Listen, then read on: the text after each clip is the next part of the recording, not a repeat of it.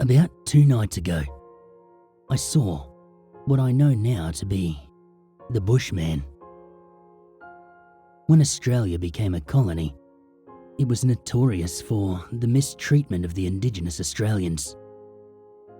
They would take the children and force them into families with white people to remove their heritage and kill the bloodlines.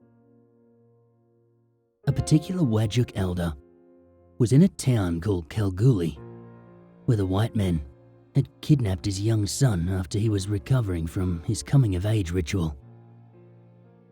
The man, who was no name, was enslaved and used as a tracker to track and find any escaping Aborigines. Following his son's escape, he lied and he said he could not track him. The white men beat him, stripped him of his clothes, and they tied him to a tree to roast in the sun. 3 days passed before he died of heat stroke. Indigenous elders, they claim the land inherited his soul, and it prevented him from entering the dream time, the afterlife.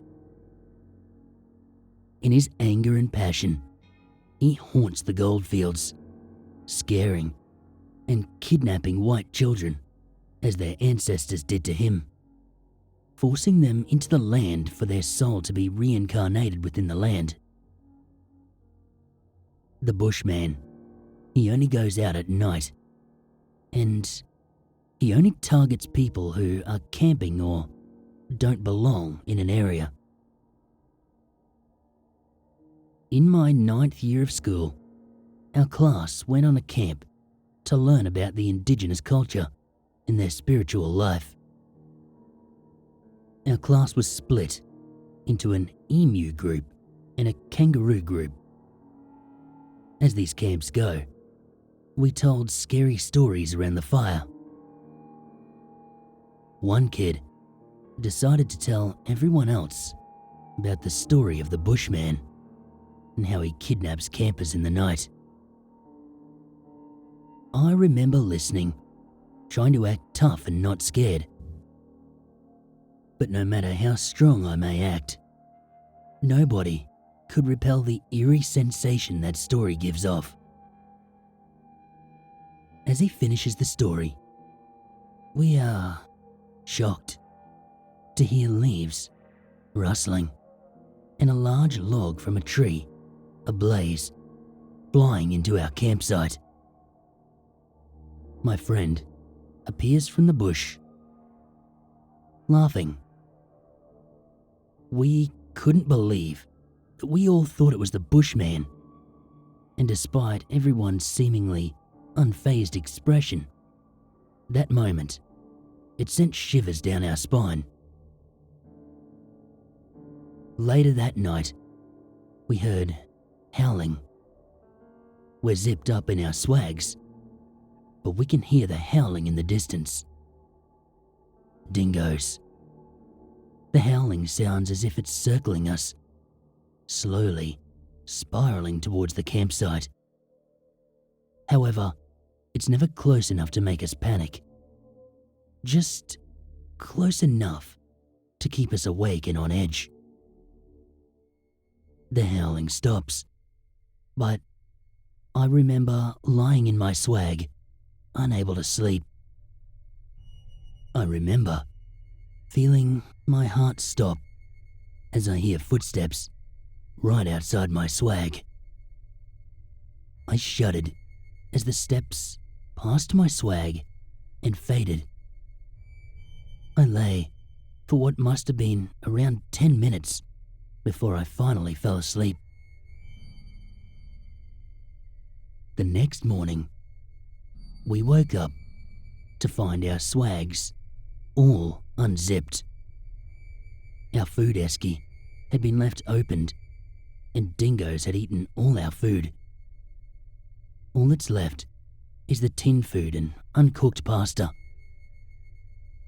Everyone recounts a different story that night. Skip 7 years into the future.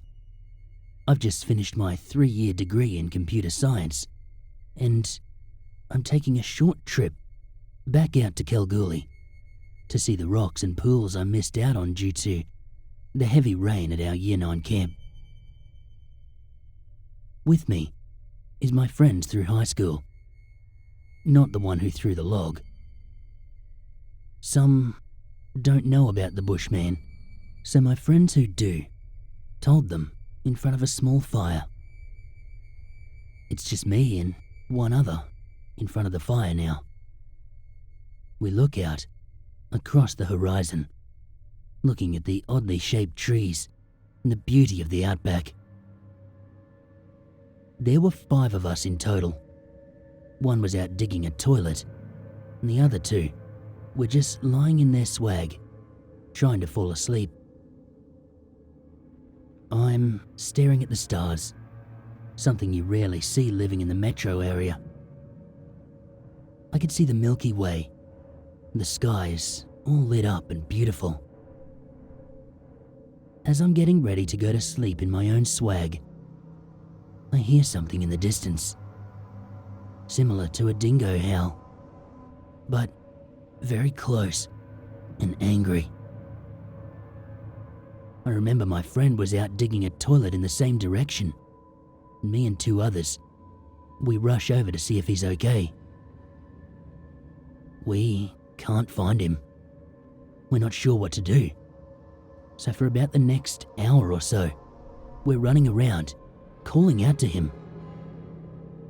With no response after an hour, we head back to camp to see all the swags are unzipped and our container with food had been emptied, aside from tinned food and the non-perishables.